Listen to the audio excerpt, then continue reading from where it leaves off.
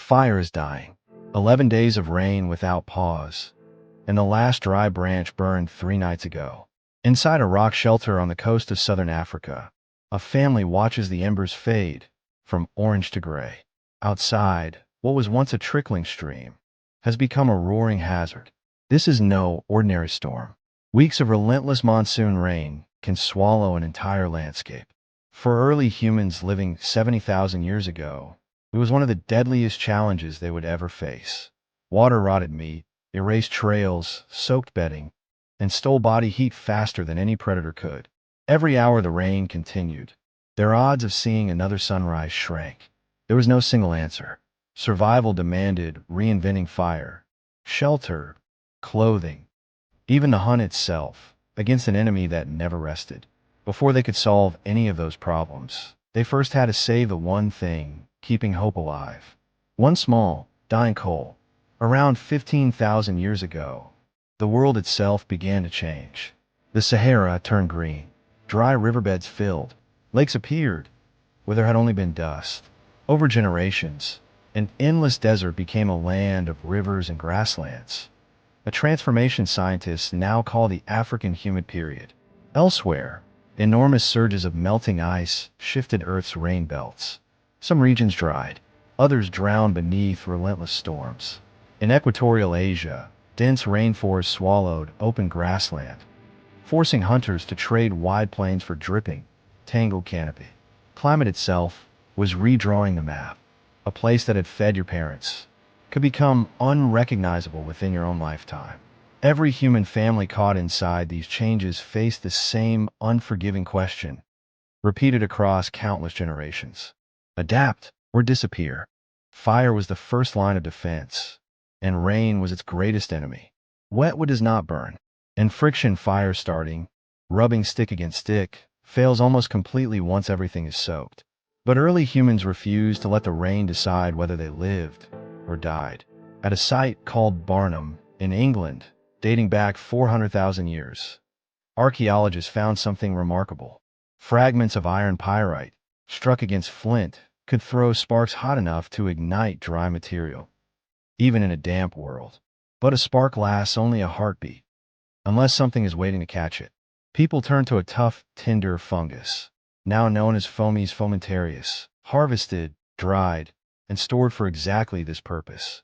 A single spark landing inside its soft inner layer could smolder for hours, carried inside bark or hide, while a family moved through the rain. Losing that ember meant starting from nothing. Keeping it alive meant another night of warmth, another meal, another chance to see morning. A cave is not automatically safe. Rain seeps through limestone and sandstone roofs, dripping onto cold floors for weeks at a time. At Sabudu Cave in South Africa, 77,000 years ago, people solved this with remarkable precision. They laid thick mats of sedge and rush, then covered them with leaves from a plant that naturally repelled insects. Beneath it all sat a hidden layer of ash from old fires, blocking rising damp and crawling pests from below. When the bedding grew old and dirty, they simply burned it and started fresh, out on the open steppe where no caves existed. Other groups built shelter from scratch at a site called Moldova in what is now Ukraine. People raised a circular wall from the bones and tusks of at least 15 mammoths, anchoring a hide roof against the wind. 15 hearths burned inside, turning a cold, rain-soaked shelter into a place that felt alive. It was humanity's answer to a world that refused to stay dry. A loose animal hide thrown over the shoulders sounds like protection. In truth, it is a trap. Water slips through every gap, stealing body heat until hypothermia sets in. So early humans transformed raw skin into something closer to modern rainwear. They worked animal fat mixed with red ochre into scraped hides, helping preserve the leather in constant damp. Then smoked the skins over slow fires to keep them soft, even after soaking. But keeping the rain out required one final innovation. They stitched fitted garments using cord twisted from metal stalks, which, unlike sinew, stayed reliable when wet. To stop water creeping through every stitch, they melted birch bark into a thick tar and sealed the seams by hand. The result was not a blanket draped over the body, It was a second skin, standing between a fragile human body and a world that never seemed to dry. For a long time, rain seemed like the enemy. Then early humans discovered something unexpected. It could also help them hunt. Rain falling on dry leaves erased the sound of footsteps, letting a hunter approach prey that would normally flee. It also washed human scent from the air, leaving animals with little warning. Hunters used this to slip in close and strike fast instead of chasing prey for miles. And when rain made large game harder to find, it revealed other food hiding in plain sight.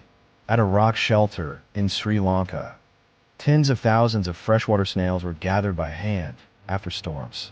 In Borneo, starch grains on ancient stone tools reveal wild yams and sago palm, dug from softened, rain-fed soil. Along the South African coast, thick mounds of shells show people turning to the tide when the land offered nothing.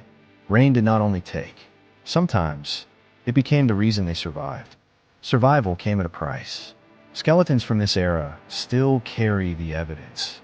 Pitted sinus cavities from breathing smoke inside enclosed shelters, night after night, and inflamed rib surfaces linked to chronic lung infections. Cold, wet ground caused joint damage, though it had made every movement painful by middle age. The struggle to survive the rain left its mark on every body that endured it. But something else grew from that same hardship. Trapped inside shelters for days, or even weeks, families could not simply wait in silence. They worked. Elders showed children how to strike a spark, how to scrape a hide, how to twist cord from nettle stalks, passing survival knowledge from one generation to the next. At Kizim Cave in Israel, separate areas for cooking, tool-making, and sleeping surrounded one shared hearth. The rain did more than keep them together. It turned survival into something that could be taught. Not every human species met this challenge equally. Some disappeared as familiar landscapes transformed around them. Others adapted, but only through relentless effort. It was Homo sapiens who thrived, not through greater strength, but through cooperation and a refusal to stop experimenting. Every fungus gathered, every seam sealed, every child taught by firelight was a small act of defiance against a sky that would not stop falling. Each generation inherited more than tools. They inherited ways to survive, a world that never stopped testing them.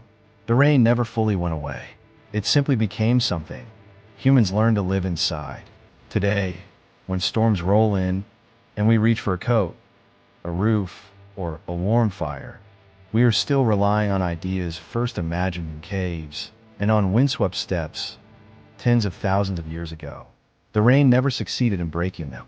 It revealed what made us human. Thanks for watching.